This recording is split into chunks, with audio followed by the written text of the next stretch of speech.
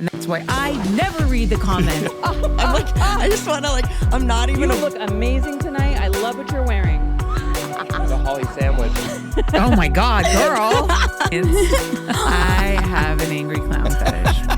But that's hard. Unless it's an NBA team or something. No, that was crazy to me. I was like, whoa.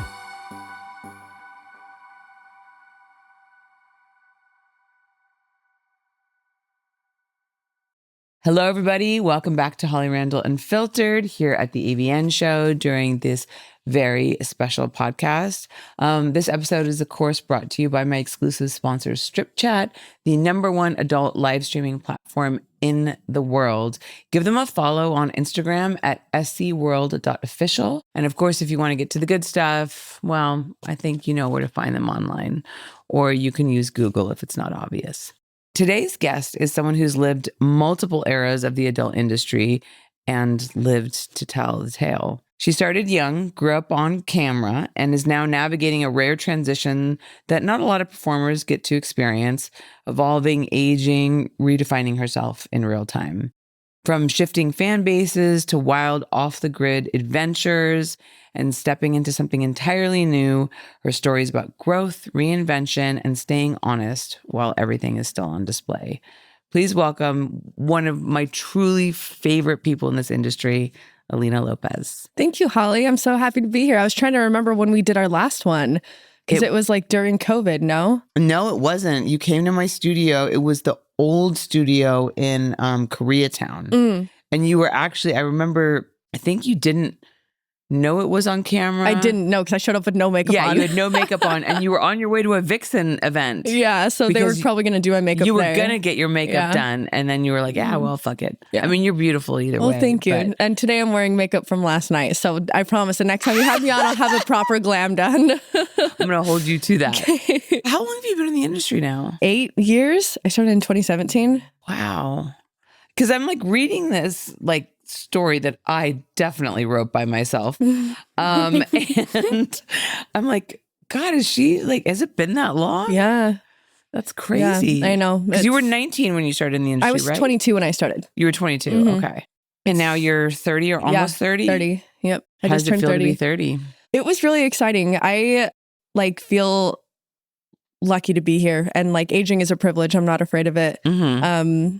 But yeah, in porn, it's an interesting journey. Yeah. It used to be a death sentence. Yeah. Now MILFs is the #1, one of the most top Googled searches, but it used to literally be back when I started, it was you were 28 and it was woo, she's getting to the end of the line. I think people have always liked MILFs. It's just become more socially acceptable to be open about liking MILFs, because who doesn't like MILFs?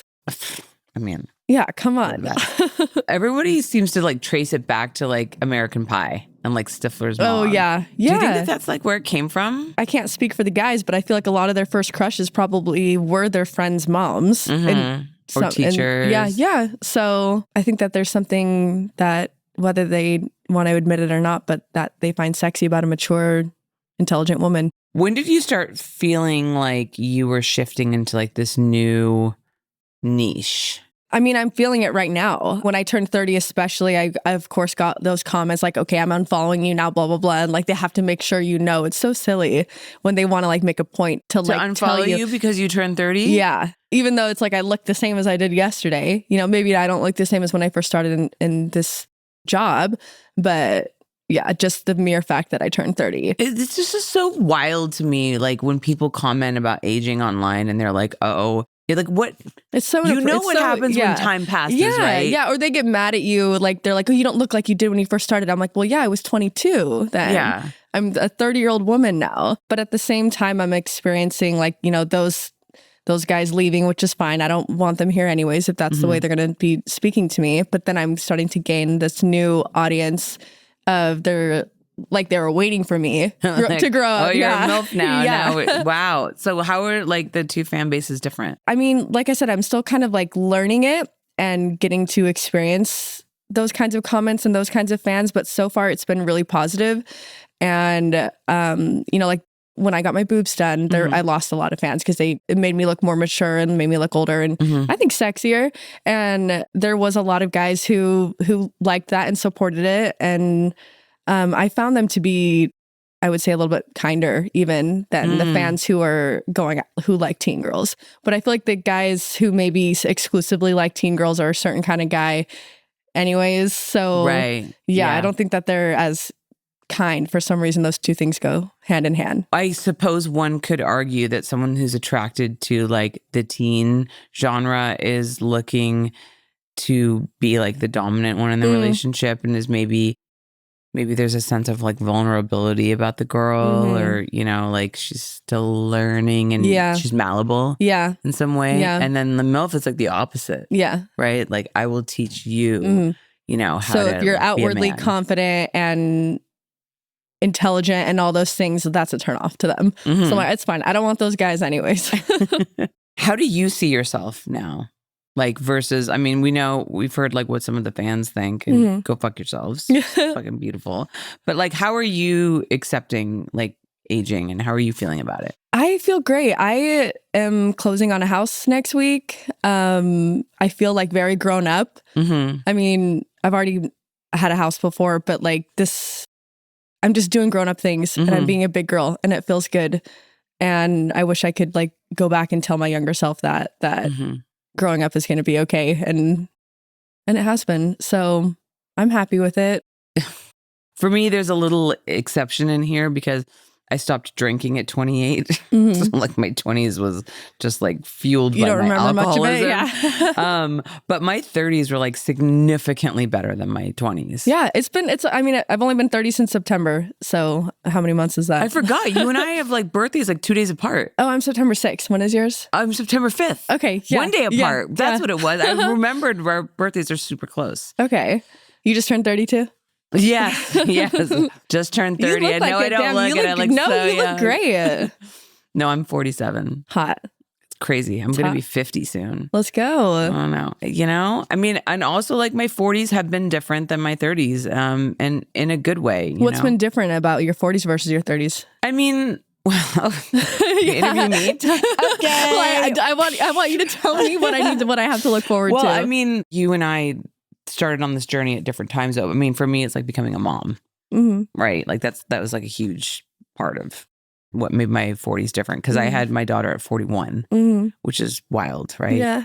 So I would say that that's a big part of it, but also like, you know, just like growing and, you know, like starting other businesses. It's been like a wild kind of up and down ride these last couple of years. You know, I dropped everything to like work on a startup that did not survive. So now like I've started a marketing agency and look at you go. Damn. I mean, you're doing things and I can't get myself to think outside of the box like that. So I'm impressed that you're able to do that. Even like just having the nerve to start like branch out to something like that. Yeah, thank you. It's cool. I will say though, like honestly, a lot of it is, you know, like I've met amazing people and I've, you know, partnered with them and they've like pushed me to, you know, go do other things and like recognize my self-worth. And that's, I think, a big part of it. And I think also as you get older, you kind of settle into and you start to know like who's the right people to have in your life. For sure. I have learned that lesson. Like, I feel like actually over the last year, like the last year of my 20s was a lot of friendship, like development and changes. And, you know, you lose some friends, you gain some friends. But yeah, that's been a big part of growing up too. And I think, and also like recognizing how you can be confronted with really, really hard situations in life. And like 2025 was a horrible year for me and for other reasons. And, you know, like if you had told me like this thing is going to happen to you in 2025, I would have been like, there's no way I can manage that. But like it happened and like, I did. Like I walked through it, you know what I mean? It? Yeah. And it's just like, I think that we're not aware of how much we're capable of until like we're faced with those things. For sure. I've had those similar experiences too. And it's both like terrifying, but also reassuring to know that we can do hard things. Yeah, we can walk through fire and like come out on the other side. Okay, so let's talk about some of your more adventurous stuff. I saw that video on your Twitter, the scuba wasn't that diving crazy? one, and I was like, Because I remember, like, didn't you do a scene too, like rappelling down a mountain or something? Yeah, I was 200 feet in the air for that one, like hanging from my harness, having sex in the air. Like, just, it was funny too, because I went all the way upside down. Have you ever been rock climbing or anything? Like, No. been in a harness like that? Yeah, you fuck can that. hang. You can hang. You've never done that? Come on. No, fuck that shit. No, I'm It's good. not for you. I'm fine. Yeah, I'm good. I'll take you sometime. Okay. When you come to Utah next. Okay, yeah, fair. You know, bring a camera and record it for and make it, and you can like exploit my your virginity of yes, your rock my climbing rock virginity. Yes. Yeah. Perfect. But yeah, I feel like I've kind of like unintentionally started branding myself as an adventure creator. I do this kind of stuff in my personal life all the time, and like that's kind of what you do in Utah. You're just outside a lot, and I just started thinking like, oh, what if I like filmed content while doing this stuff? And yeah, it's so far it's been going well. But now I'm like, well, shit, I have to keep one upping it. The last one I posted, the scuba diving one, people were talking about that and the previous ones that I had done. And they're like, so what are you doing next? You going to space? You going to space? I got so many comments about going to space. So I'm like, well, you guys pay for it. I'll go to space. Yeah, I know. Yeah. It's not that cheap. Okay, so tell us about like the scuba diving adventure. Like, how did that whole thing come about and what exactly happened? Well, I had planned this trip to St. Lucia with a bunch of my Utah friends. And I got scuba certified right before going because I have other friends on the boat who were certified as well. I'm like, I'm not missing out on that. And I actually drowned in my certification course. Like I was drowning. I was okay. Obviously I'm here, but it was really scary. But it was like, okay, I have to be careful down there. And then so of course I'm like, oh, let's have sex down there. That's who cares if we drown? But yeah, I wasn't sure because I was like, how can we, it was so clear and the light was actually shining down well that like while I was down there, I'm like, this would be sick to shoot a scene down here. So thankfully my friends are just as crazy as I am. Wow. And yeah, it worked out. I was like sitting up on the boat with my legs back because I wasn't sure how it would be in the salt water too. Yeah. For penetration. Yeah. So I'm sitting on the boat with my legs back, just like pouring silicone lube into my pussy, like just filling it. And it worked. Like, and then like just kegling to hold it in there. Oh my God. It totally worked. You think about like these kind of like romantic scenes, like sex in a big bathtub or the jacuzzi or like on the beach. And they're actually like water is not great for sex. It's not, especially salt water. Yeah. So yeah, but like I said, the silicone lube really worked because the water base would have just dissolved. So there you go. If you want to have sex underwater, it's all about the Silicone lube lube. that you Yeah. use. It is. Okay, so how important is penis size to you?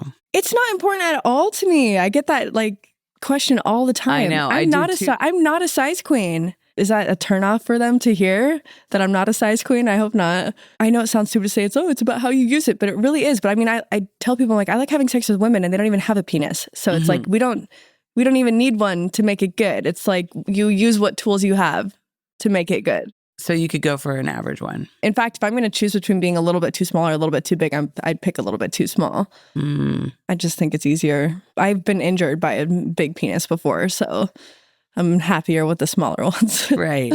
Guys care more about penis size than girls do, for sure. They use it as like a measure of their masculinity. Well, I mean, even when they're watching porn, they want to watch porn that has a guy with a big dick. Yeah. Whereas like girls, if they're watching porn, they're not going to be searching that up. Like guys are searching for big dicks. So you guys are the size queens, not us. You know, it's funny that you say that because, you know, my audience is like 96% men that watch this podcast. And normally male performers on this show, like the numbers don't perform as well because guys are mostly interested in hearing from the ladies. But the two guys that have absolutely fucking killed it on my show. Master. Yes. Yep. He's so great. And small hands. No. Who? Dread. Really? Yes. Oh, well, okay. That makes sense. Because huge dicks. People are like, they're like obsessed with it. They're both very kind and funny too. So that helps. Yes. But also being kind and funny and having a giant dick. Yeah. It's a man's dream. And then what about just like general sex advice for men? Like that's another question I get asked a lot. Like foreplay starts when you wake up. You have to start being a gentleman and warming her up literally from the minute you wake up and having a good attitude. The sex will be so much better that night if you're being a gentleman to her all day. I love that. We've talked about this before where like foreplay doesn't necessarily have to mean like kissing and touching and stuff. It can be... It's just Intimacy. Yeah, that emotional Intimacy interaction. doesn't always have to be physical. Yeah, like, are you making sure she's ate that day? Maybe take her shopping. Do all the things, and sex will be good that night. Okay, I love it. So you're about to reveal your entire personal life in a mainstream project. Is that right? Yeah. I got approached to do this project. I can't say too much about it, but it's been in the works for almost a year now, and still probably got another 6 months before anything is public. Yeah, I'm basically putting it all out there. Like, I'm very private about my personal life. I stay in Utah. I've never lived in LA full time. So this is going to be a big thing. So keep an eye out. What made you decide that this was like the time to do it? Like, what about the project made you feel like comfortable for it? I just feel like I've been in the industry for long enough that I have a better understanding of like how it affects my life. And I felt confident to like make a decision to cross that over a little bit with my personal life, because I feel like I'm becoming more myself even in the industry. Yeah, it just makes sense timing wise to kind of merge my two lives together. Yeah. Because I love this part of my life and I love this part of my life, but they've always been so separate. Right. So this just seems like a cool opportunity to kind of like branch those together and see what happens. And is there anything that you're nervous about people seeing? Everything. Oh, everything. Yeah. We all have our personal lives, and for a lot of reasons, like safety and privacy and all that. But I want to be able to show the world that I'm a normal human and have a normal life and do normal things that, people aren't aware of. And it doesn't seem that groundbreaking, but it is in our industry to be showing so much of our personal lives. But I think it's scary because I know I'm just going to get torn apart, because that's just what people like to do to porn stars no matter what. But I'm hoping that that this project will be something that helps humanize us more to the public eye, just by seeing me, interact with my neighbors and go to the grocery store and, do normal things. Like I said, it doesn't seem like it should be that groundbreaking, but I'm hoping that it kind of gives people a peek behind the curtain into showing that we're just normal people too. Yeah, I agree. So what does success look like for you in this next phase? Is it financial, emotional, creative? To me, I feel like success is just peace, just having peace and stability. I've never cared that much about money. I've never been that like financially motivated. I need it to pay my bills and, travel so that I can go have sex underwater. But to me, true success is just being happy. And I didn't realize that also until over this last year, that's what success is for me. Right. And yeah, I'm getting there. I mean, I am happy, but the peace and the stability are mostly there, but there's still more work to be done to make that happen. Yeah. To the degree that I want it to. I feel like happen. it's probably always it's a journey, right? Yeah. We're always like striving for Yeah, it. but I didn't realize how far I was away from that until this last year. I feel like a lot of self-awareness has Seems developed. like it was like a heavy year for you. Yeah, in a good way. Yeah. Yeah, some hard stuff, a lot of good stuff. Yeah, certainly a year of personal development. Crazy. Like almost everyone I've talked to said that 2025 was like either like the worst year for them or like definitely a year of growth. If you could talk to your 18-year-old self right now, what would you tell her about aging, about success, and about staying power? To keep more things to myself. Not everyone you don't have to have an opinion on everything. Not everyone has to know everything about what you're up to every day. I've always been like very outwardly expressive. And I find the more I keep that energy inward, the happier I feel. You know how I had a family of 7 kids and stuff. So I feel like I was always having to like do things like work really hard to get attention. And that kind of behavior has like transferred over to my adult life. It was almost like a survival mode type of thing where I just felt like I needed to act a certain way and say and do a lot of dumb shit at that age where, yeah, now I'm just focusing a lot more about keeping my energy inwards. So, but I mean, she needed to go through that. So yeah. I mean, we all have to have those experiences otherwise we never like learn and grow. Okay, so I have some questions for my Patreon members for you. We normally do this in a separate segment, but we're a little tight on time for these episodes, so I'm just throwing them into the main episode so everybody can get to hear them. But You can only send me the questions if you're a member of my Patreon. So just FYI. Oh, I'm excited to hear. Not everyone gets to ask Alina Lopez questions. Oh, they're questions for me. Yeah. Okay. Oh, yeah. No one cares about me. That is not true. Okay, so the first question is from Jeremy. He says, is there any scene or fantasy you haven't filmed yet that you would like to? Anal. You haven't done anal yet? Yeah, I know, right? You've survived 8 years in the industry and you haven't done anal? Yeah, I know. Wow. I'm working on it though.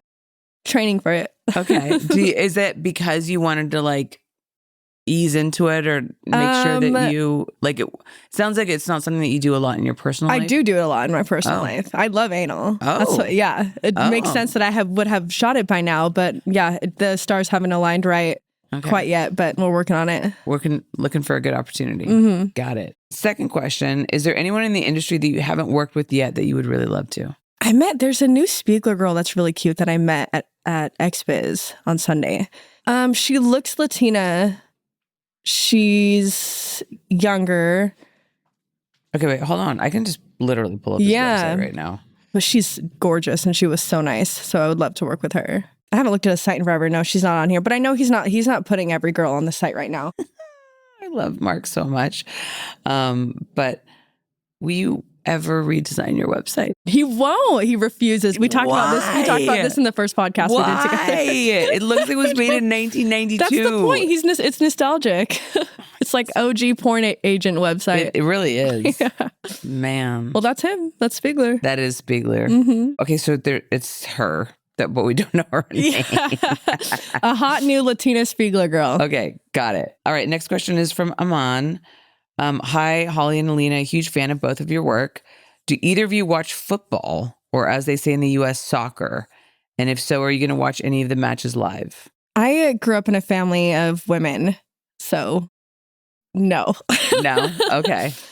We did sports, but it was always like gymnastics, dance, cheer, not ever any ball sports. Okay. So I'm just not really into watching sports. Sorry.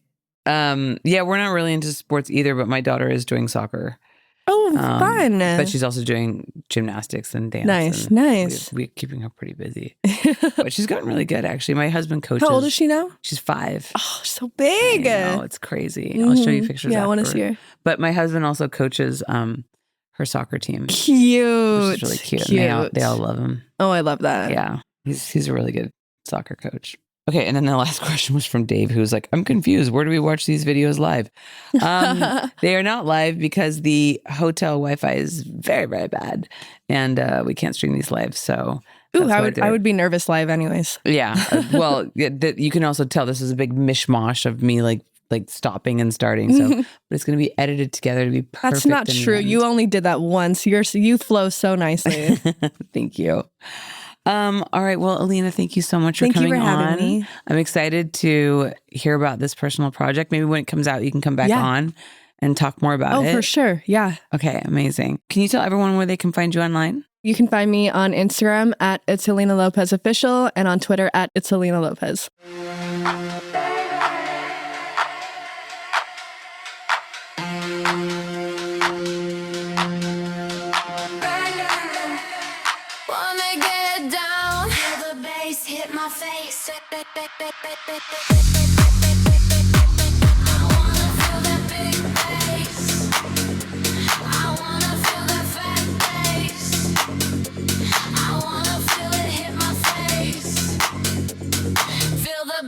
Hit my face.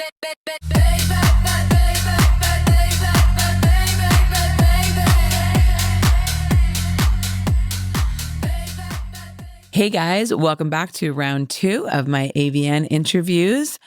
Today's guest got banned for being too mean, got nominated for being too good, and proved that being bratty actually pays. Meet Trinity Infinity. Hello. Thank you so much for having me today. Of course. Thank you so much for coming. I know amid all the AVN chaos, I know that sometimes it's hard to make your way up here on time.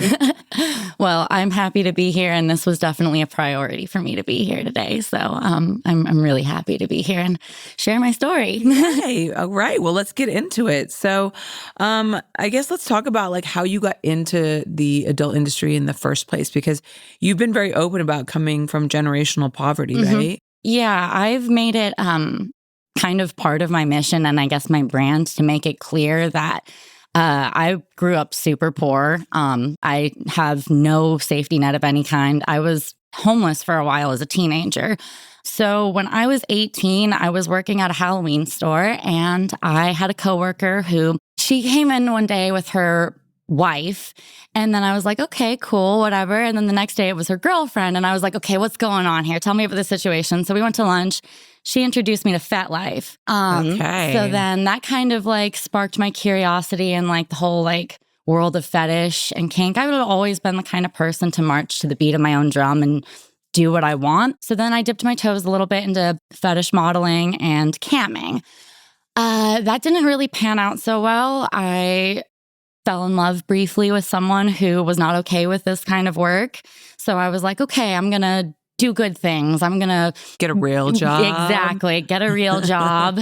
I hated every minute of it. And I did lots of real jobs. I worked in every kind of service industry, basically. You can think of fast food, housekeeping. I worked in childcare and I never felt happy. I never enjoyed it.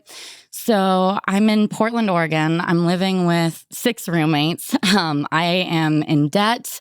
I have no car. And I am still thinking about the little bit of like sex work that I had dabbled with. But I'm working as a housekeeper, trying to still kind of do the right thing. And then I'm like, phone sex. I come across a night flirt and I'm like, well, this is interesting. It's not like the 1-800, 1-900 numbers from like the 90s. Like I can kind of do my own thing here. So I kind of jumped in with that. First, I dabbled with it for a while, just on and off. And then I realized I was like, I don't want to keep doing housekeeping. I hate this. It's not for me. And I just walked out of that housekeeping job. And then I decided that this needs to work for me. And that'll be 8 years this July. And Wow. that led to all of this. Wow. So you started off as a phone sex operator.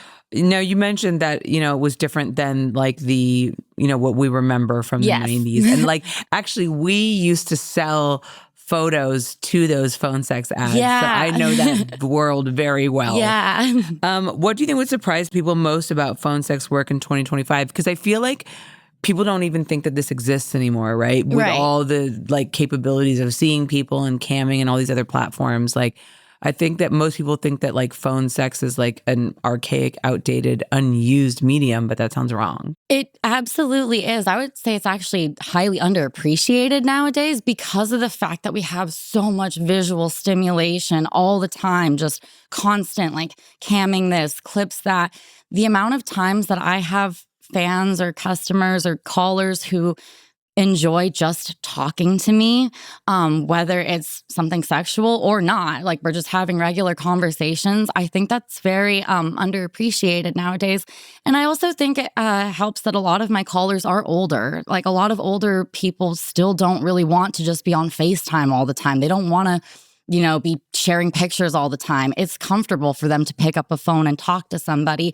And I'm a yapper, so it comes naturally for me to, talk and talk and talk. And so I was like, oh, I can get paid per the minute to talk. This is perfect for me. I'll never shut the fuck up. If someone lets me ramble on, I will yap forever. So it works out nicely for me. And I think that a lot of people really take for granted the power of your voice. Yeah. How much emotional intelligence do you think phone sex operating takes, right? Because on one hand, yes, like it might be easier, but also like you're lacking other tools to get somebody excited or engaged. Really is just your voice. Yeah, I would say that it definitely takes a lot of emotional intelligence. I would say it takes a lot of literacy, to be honest. I was a big reader when I was a kid.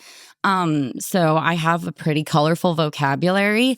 I would like to think of myself as being witty and on the spot. So you have to be able to kind of like be on the fly. I know a lot of phone sex operators use scripts. I've never used a script. I can't use scripts. I feel clunky and not natural when I'm using them. I'm like, I feel like I'm reading from a script. So Right. whenever I'm on the phone, everything comes out of my brain just on this fly. And, you know, every once in a while you're going to flub, and every once in a while you might have a phone call where you're like, oh, that wasn't the best. But generally speaking, I think it does require a lot of emotional intelligence, because you have to be able to pick up on what the other person wants, even if they're not telling you anything, which is crazy that there's people who will call phone sex operators and they don't talk. Yeah. I'm like, well, okay, I can do all the talking here. You're going to have to start giving me some cues about what you want. But so you have to sometimes be a little bit of a mind reader too. Yeah. Which has got to be hard across like a phone line. Yeah. I mean, sometimes you can get visual cues from people, but on the phone, not at all. No, I feel like I'm playing Miss Cleo sometimes. Wow. There's going to be so many people. Actually, my audience skews a little bit older, but there's going to be a lot of people watching this going like, who the fuck is Miss Cleo? You're going to have to look that up later and find out. Yeah. Oh my God. Okay. So you're doing phone sex operating. And then where did you move into from there? So because I was using my own pictures with phone sex operating, it all happened as like a natural progression. I started having my callers who would request custom content. They would want to see like custom pictures of me, eventually custom videos. Even though I had started off a little bit with camming, because I had gotten so comfortable being behind the phone, the idea of camming again actually became intimidating to me. Because I got so used to having like all of the control and a little bit of the anonymity and mystery of being behind the phone. So then I started doing faceless camming a little bit.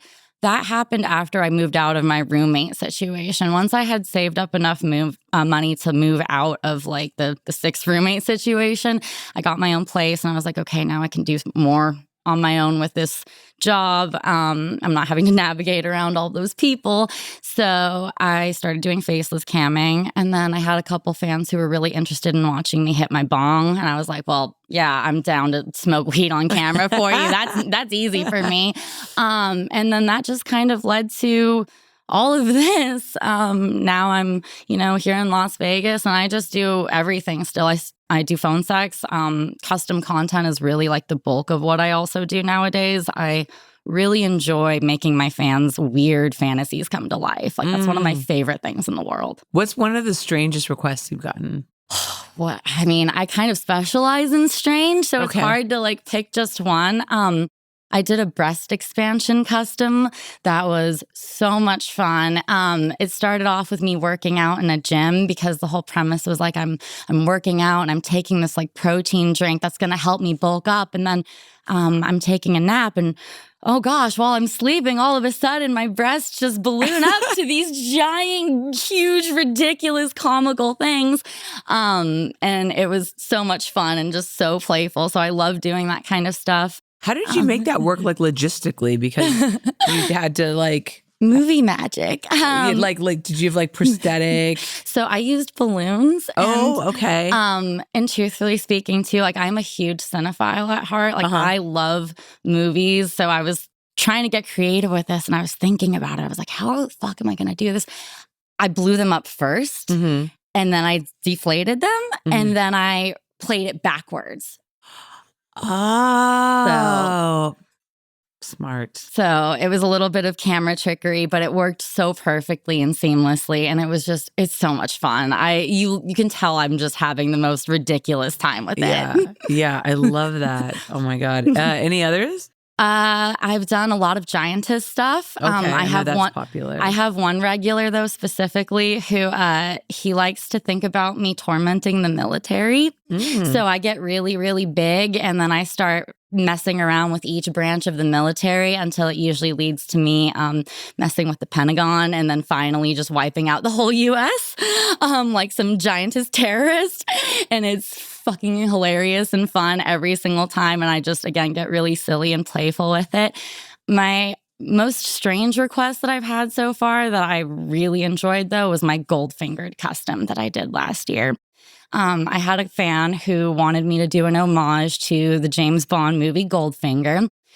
I come across this pen that I got gifted by a random suitor, and for some reason it possesses me to masturbate. And as I masturbate, I turn completely gold from head to toe. Just painted, and then I mailed him the pen afterwards so he could have that as like a little souvenir. And part of the custom with his request too was he actually wanted to see like the before and after too. So I did this whole very cinematic like clip of the gold fingered homage, and then there's the process of me getting painted and then me washing it all off. Wow. Yeah, it was a lot of fun. See, when people say like sex work is easy, you haven't done like a head to toe painted gold custom. No. And I had to get creative with that too, because I was just thinking, I was like, how am I going to do this? And I got like gold eyelashes and gold nails. I got gold bed sheets. Like it was gold all over the place for a while. And there was a lot of laundry to be done after that too, but it was fun and it was so worth it. I loved the end result. And that ended up being my best seller last year too.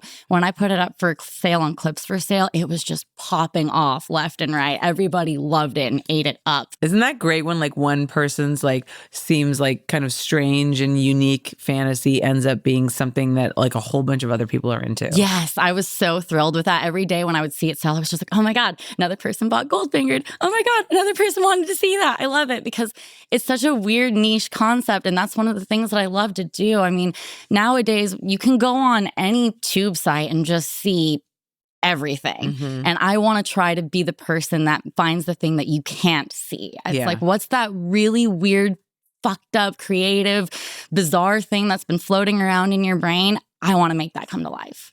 So you've built a career without a massive social following, is that right? And that's something that people, you know, often think like requires success, which is true, like in some cases, depending on the platforms that you're using.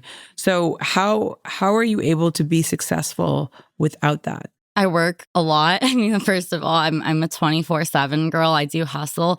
I focus really on trying to find platforms that have internal traffic because truthfully speaking, in my experience, I don't love catering to the masses. I'm not a social media person naturally. I never really had like Snapchat or Instagram or any of that kind of stuff before sex work. And I kind of detest it sometimes, to be honest.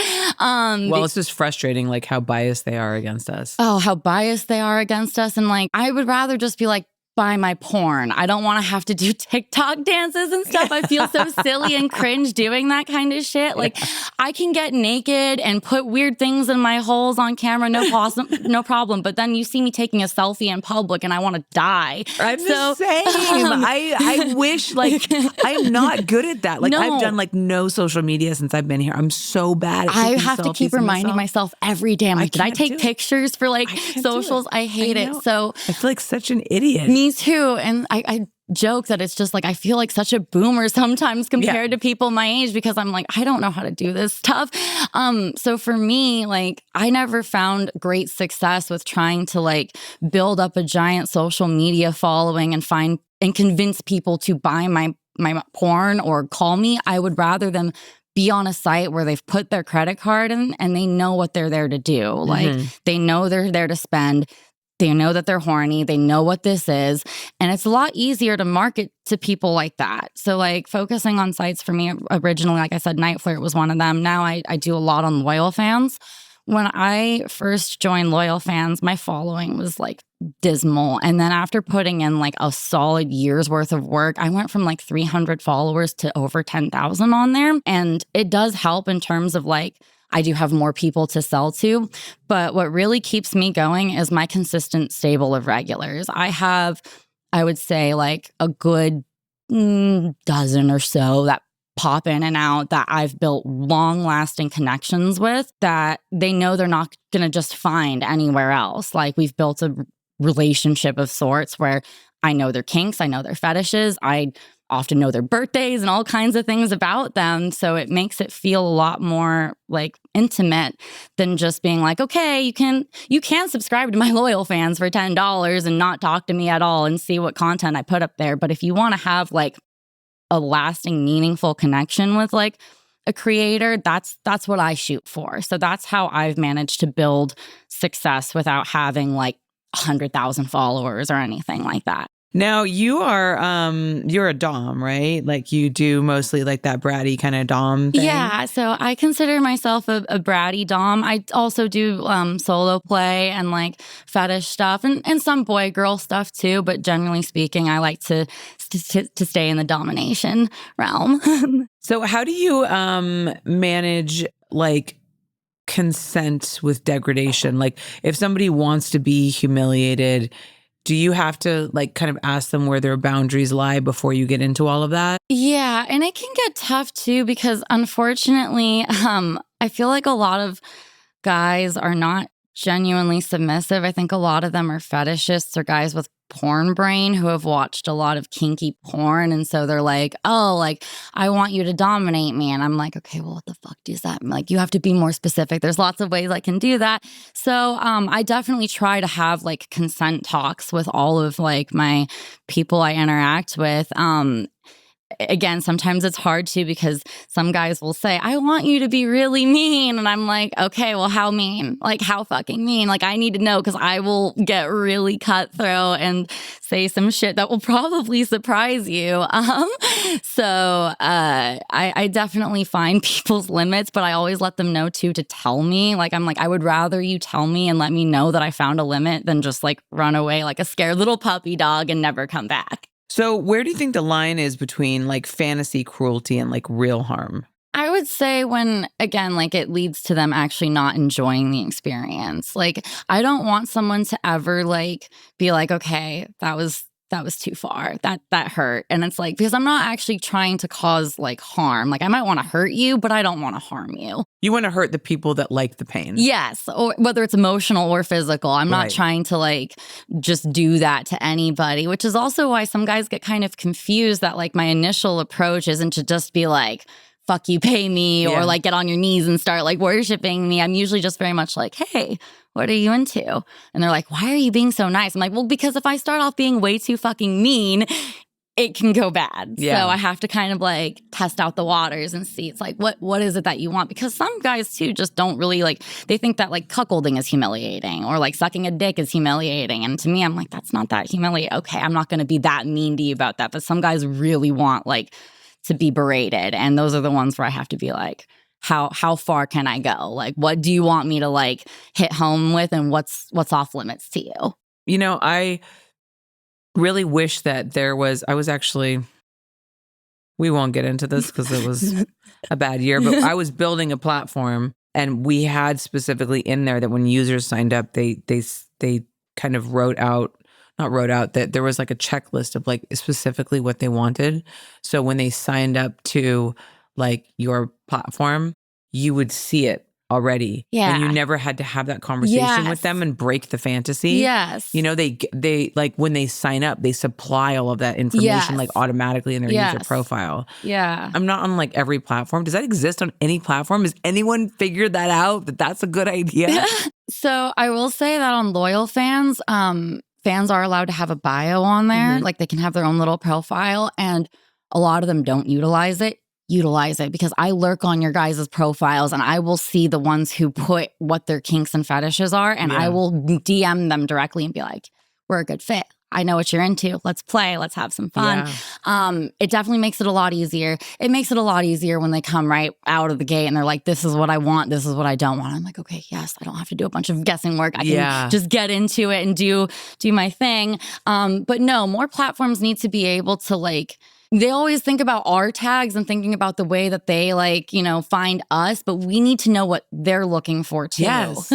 Yes. And that was like a big thing behind like, behind what we were building. And it was actually like you had to kind of fill this out. Like you had to either like hit like non-applicable or whatever, or you had to, and it was like a checklist. So you didn't have to think about what it was. Yeah, right? It makes it easy. And then like those tags would be associated with your profile. And then you as a creator would associate tags with your profile. Yes. And then in the algorithm that would match you up automatically. So you would find, well, that makes sense than rather have it just be a guessing game and people playing roulette and hoping for the best. yeah.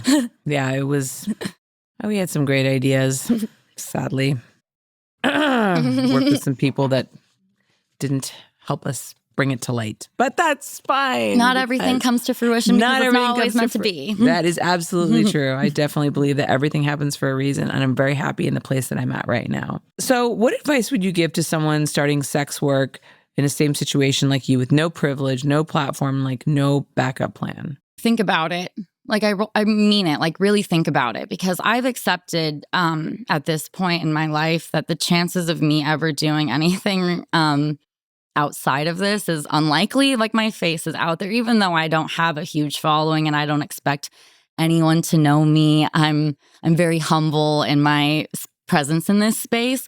I have accepted that my face is very much out there, and I've put myself all over all kinds of different places and sites, so that if I ever wanted to just be like, I'm done, it's not so easy to just be like, I'm going to disappear and hope that nobody ever finds whatever else I did. So I think a lot of people really need to think it through, and that it's not just easy money. Like it's not just easy money, and that it's going to happen overnight, and that you're going to just like wake up one day and blow up all of a sudden. I worked like 12, 14, 16-hour days, 7 days a week consistently. When I first started doing phone sex, I sacrificed sleep.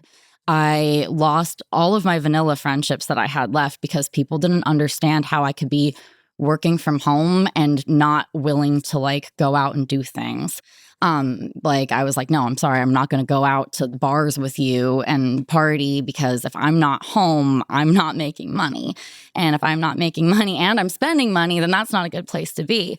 I also think you have to be willing to like save and be smart about your finances. It's very tempting when you start seeing the bigger paychecks coming in to be like purses, shoes, like fancy things. And that's not really great when like then things start to take a dip, or maybe you get burnt out and you take some time off. So I think it's really important to save and prioritize like what you want for yourself. Like I got a manifestation journal and I wrote down all of my goals that I had when I started doing phone sex. And I was going through stuff a few years later before I was getting ready to move, and I came across that journal and I was like, holy shit, I accomplished every single fucking thing I wrote down within a year. But it wasn't because I was just like woo-woo about it. I worked for it. I put in like a lot of work, and I sacrificed a lot. And every step of the way, it's been like slowly reinvesting into my business and reinvesting into myself. So when I first started, I didn't have a lot of like great makeup skills. I didn't like do a whole lot. I worked with what I had, and every step of the way, I'm like, okay, now I'll spend a little bit more on this. Now I'll spend a little bit more on that. And then seeing the results. So I think you have to be strategic and not just be like, I'm just going to do this and hope that it works out, which is kind of what I did. So don't do what I did. Like really think about it and plan things through, because it's a life or death kind of thing, in the sense that like you can't go back from this. Like there's not like oh, well, that's a wrap. Like so many times I've heard of stories of like women doing porn, and they're like, I only did like 1 or 2 scenes, and now it's like ruined it for me to get other jobs. So really think it through. Like really, really think it through. What does financial independence mean to someone who didn't grow up with safety nets? It means I can pay my bills. When I was growing up, I was always aware of bills. Like I was not one of those kids that like was oblivious to money. I remember like selling my toys to one of my neighbors because I heard my parents talking about not having gas money. And my alcoholic father so lovingly accepted that money that I gave him too. No shame. So financial independence for me means that I can afford to live, that I'm not breaking my back, working minimum wage jobs, not getting anywhere. It means that I can afford to have my cat, who I love so much, and I can give her the best life ever and spoil the crap out of her. It means that despite things being more expensive right now, and it sucks, I'm not feeling like the huge brunt of it, and that I'm like, oh no, like I can't pay my bills all of a sudden. Like I never thought I'd be like, okay, I can pay my bills. I can afford to take time off. I can afford little luxuries that I never used to be able to have. I mean, I'm going to see a Golden Knights game this week. So fucking excited to do that. That's something that would have been like out of my means growing up. So It just means freedom. It means freedom to be able to do what I want. It sounds like the life that you had as a child, as hard as it was, gave you like a sense of gratitude that probably a lot of people don't have. Yeah, I am, again, forever grateful for every bit of success I have gotten from this job. I am grateful for every nomination, every milestone I've achieved, every time I've made a financial goal. I'm just like, holy crap, I never thought I would have this level of stability or success in my life, truthfully speaking. With all the nominations and the recognition, what are you the most proud of that isn't an award? I would probably say my cat, to be honest. I know it sounds so silly, but like, I'm such a huge animal lover. Like, being able to like have her, because like I rescued her from Southern California. I saw a Craigslist ad of this poor little 4-week-old kitten with a goopy eye, and I was like, I'm going to drive to California and get her. And that's the kind of crazy thing that I can afford to do because I have this job and this life that I was like, I have the financial means to do that. I can take the time off to do it. I can be impulsive if I want to do it. And she's going to be 2 in just a couple months. And it's just been so much fun seeing her grow and like add so much love and life to my life. And I want to be able to do that at some point too. Ultimately, I have a long-term goal of either opening up some kind of animal rescue or cat cafe. And I would love to be able to give back to animals and also help sex workers who want other kinds of jobs if they want a way out. Not saying I have to rescue you, but if you want some kind of other option to not have to do it forever. Yeah. We need more places that are willing to do things like that for people like us. Yeah, I love that. So what's next for Trinity?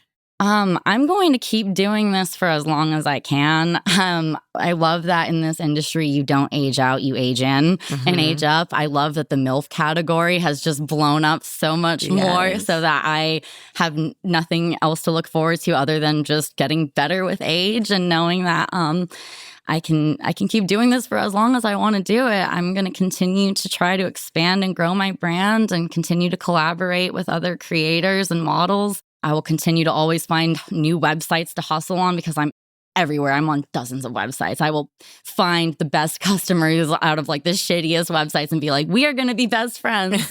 And I'm just going to keep enjoying my best life here in Las Vegas. I love that.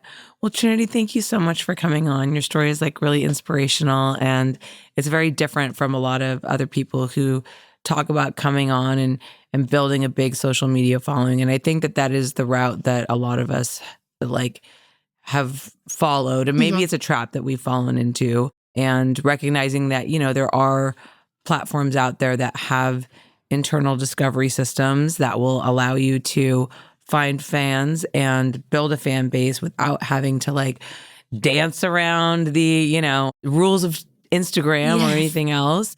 I will actually say that our sponsor, Strip Chat, of course, is one of those platforms. They have a great internal discovery system.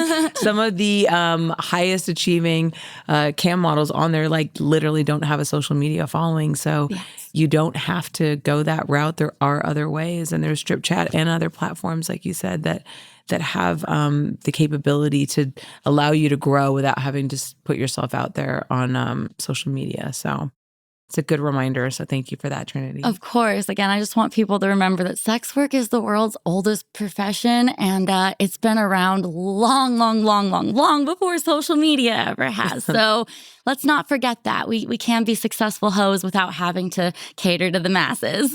I love that.